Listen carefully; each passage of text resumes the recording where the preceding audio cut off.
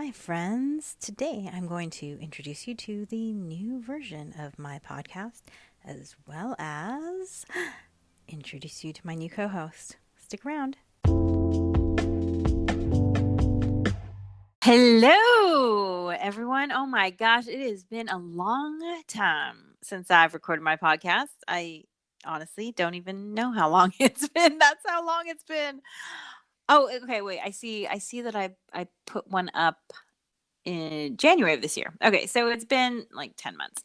But let's be real. I've barely been around the last couple years, and there have been a lot of reasons. 2020 and 2021 have provided a lot of clarity for me, which is why I'm here today. So why have I been gone so long?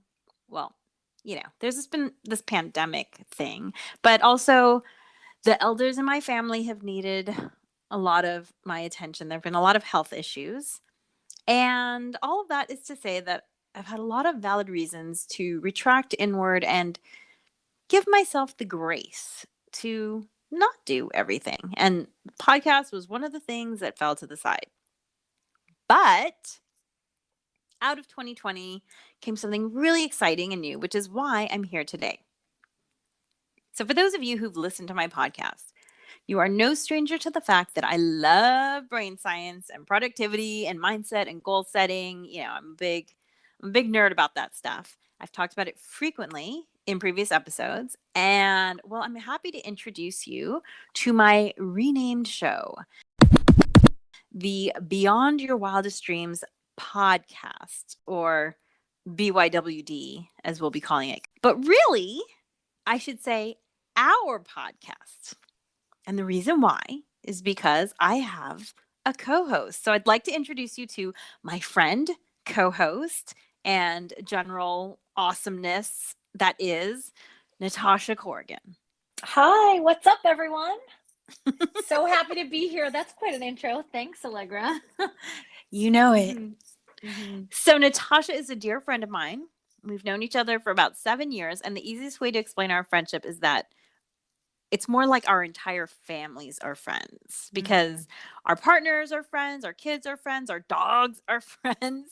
so we spend a lot of time together because everyone gets along. It's awesome. There's somebody for everyone, right? Mm-hmm. Yes. So they're like our what were they? They're like our Fred and Ethel, or we're like their Fred and Ethel, whatever. I was thinking more like the Flintstones. And... Yes. Exactly. That's exactly who we are. It is. Bam Bam and Pebbles and Dino and whatever the other dog's name was. There a dog or dinosaur, I guess, in that case? Yeah, dinosaur. Yeah. No, that's right. We're each other's Flintstones and Rubbles. Exactly. That's hilarious.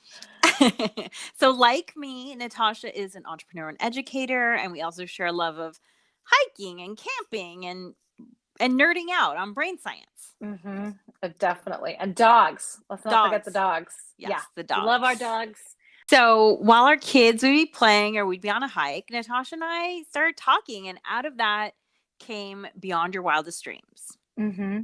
And that's what we're going to be talking to you about. And you'll be we're excited to have those conversations here with you involved too, and getting to Beyond Your Wildest Dreams. Yeah, because Natasha and I, we have full and interesting lives. We are super hands-on moms and partners. But we also have our own goals and our own passions that we not just believe we should fill and fulfill, but that we believe we can, right? Right. Like and really want to, something beyond just those first identifiers, right? In our life. We've got other things that we personally want to fulfill, and then how we want to contribute to the world at large as well. Exactly. So Beyond Your Wildest Dreams, it's a business. Our flagship product is a course called Harness the Power of Planning. And the whole point of harnessing the power of planning is to help moms and dads and caregivers to prioritize themselves. 100%. So hard sometimes. Yeah. Right. And accomplish our own goals. Because a lot of times when you become part of a team or a family or caregiver, whatever your family looks like, it can be really easy to push your goals down to the back burners year after year. Mm-hmm. Yep. 100%. Right. Because I mean, that's essentially how this whole podcast and BYWD in general and the planning course all came about, is out of conversations like that. Right. That I was asking Alegre, I'm like, how are you doing? How do you have a podcast? And how are you doing all these other things? Plus, you're a great partner and a great homeschooling mom. Like, how do you do it all? You know, and that's out of those conversations, this conversation was born. This is actually a continuation of that conversation, I guess you could say. Yeah. And, Natasha and I like to quote the whole "you've got to put on your oxygen mask" idea, right? In order to help others, you have to put on your oxygen mask. And I've just always believed that. I always believed that I would be the best mom I could be and the best partner I could be if I was just the best Alegre I could be. Right. Mm-hmm. Yeah. And so that's what this podcast is going to be about. There's going to be a little bit of chit chat because Natasha and I like to chit chat. We definitely like to get our talk on. 100%. 100%. But then every podcast, we're also going to discuss either a podcast we listened to or a book we read or an article we read, something that was thought-provoking for us in the arenas of brain science or productivity or goal setting or parenting or mindset. Right. Because we both really do love information and getting more information and being able to educate ourselves. Right. So we love to share that. We love bouncing that back and forth with each other to begin with. And the podcast is going to be about that kind of stuff and nuts and bolts things that we want to share, little hacks on how to, do such and such a little faster or easier, or how to eliminate some brain fog, that kind of thing. So, like me, Natasha is also an entrepreneur and educator. And it's one of the reasons why I was attracted to the idea of teaching with her, because I recognize in her the ability to sort of take in information and synthesize it and then give it back with her own twist in a way that was actually more helpful. And many of our students have commented on the fact that we really balance each other out. We really provide different things to our teaching of our Harness the Power of Planning course.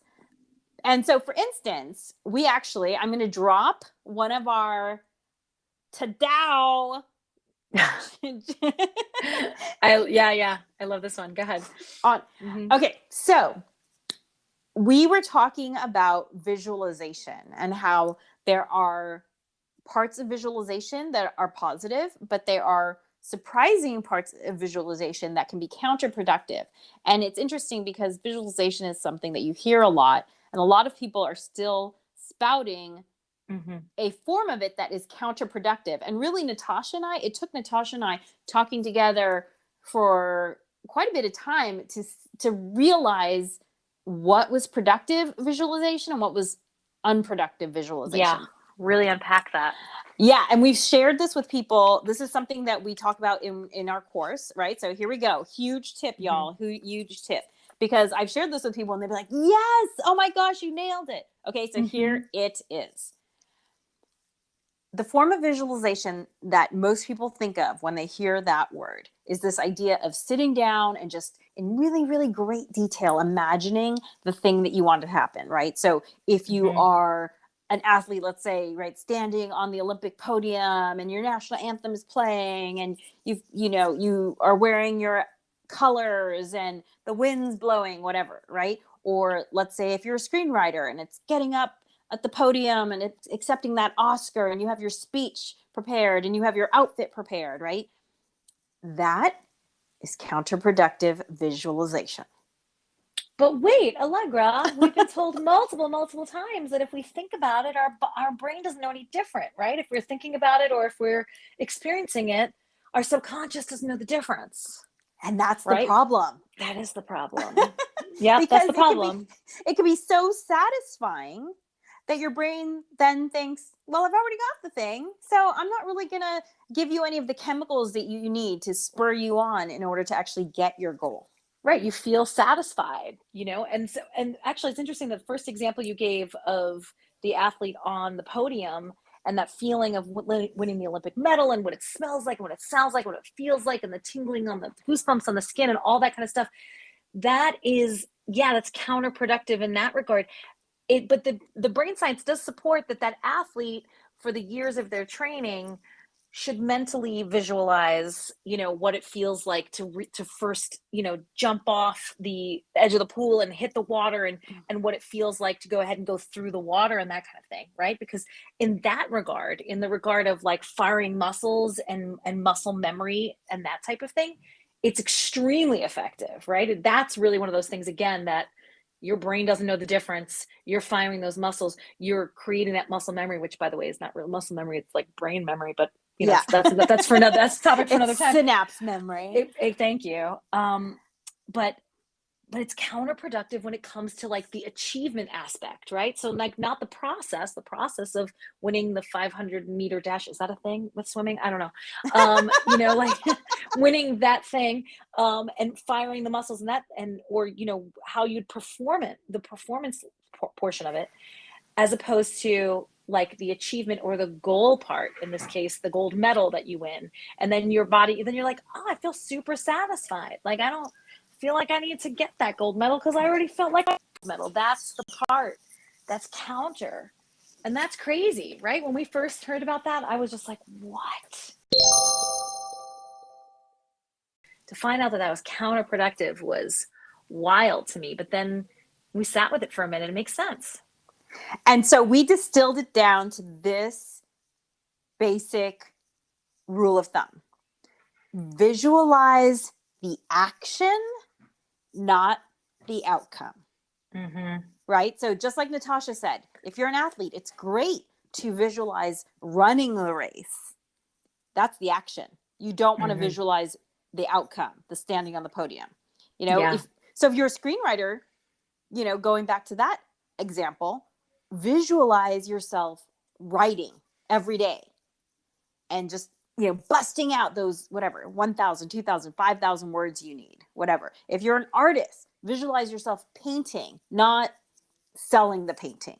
Visualize the action, not the outcome. So you see, that's the sort of stuff we're going to be dropping on you all the time.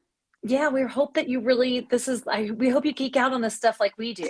We hope that I'm serious though. It's like, I love this stuff. And it's super fun to have this conversation, with y'all listening as well. And we're going to have this, like, we're not going to have this conversation anyway, right? Yeah, so, exactly. We're just all going to be in on it together, which sounds like a lot more fun. Yeah. So join us for our first episode coming soon. Subscribe wherever you listen to your podcast. And also, if you want to find out more about our Harness the Power of Planning workshop, we have a masterclass, a live masterclass that's going to be happening soon. We are recording this in November 2021. And you can sign up for our email list at smarturl.it/elist, E-L-I-S-T. That's smarturl.it/elist. Thanks. We're so glad you stopped by, and we're looking forward to so much more fun with you. We'll see you next time, Wild Dreamers. Bye.